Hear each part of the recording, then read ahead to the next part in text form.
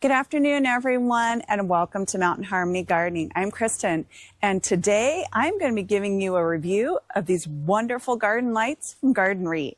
So I get to do the unboxing right now. I was so excited. I'm like, oh my goodness, the garden lights are here. So we're going to open up the box. Oh my goodness. Okay, so here's the packaging. So let me get it up close for you guys and show you.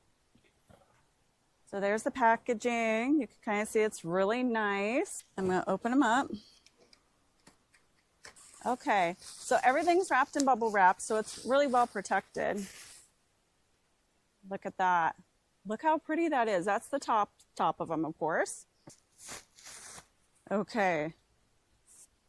Look at that. This is really solid. I like this a lot.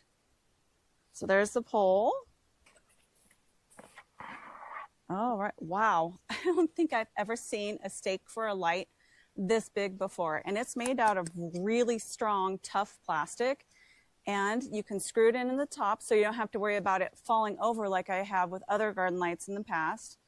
And plus you can kind of see the design here. It'll be easy to stick into the ground. So this is pretty much the unboxing part of the video. And next part of the video, I'll be showing you how we're installing them. The first step in installing the Gardenreet landscape lights is figuring out where you want them. The front part of our yard is actually in shade most of the day. It's early morning right now, and this is the only time that we actually get sun up here. The rest of the day, it's all in shade, so solar lights don't work really well up here.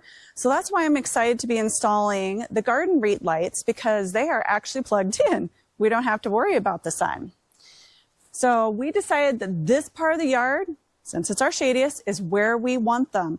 Plus, it's along our path. So when we come in at night, we will actually be able to see a little bit better. We fished the wire down through here, if I can get it to go through there. This ground is really hard, plus there's a lot of rocks in here. We couldn't get this one down far enough. Kristen did go around and water everywhere that she wanted to hammer the stakes in, but this was still a little too tough. But I'll eventually be burying this wire underneath the rocks here. Now it's time to install the bulb. There we go, all the little LED lights.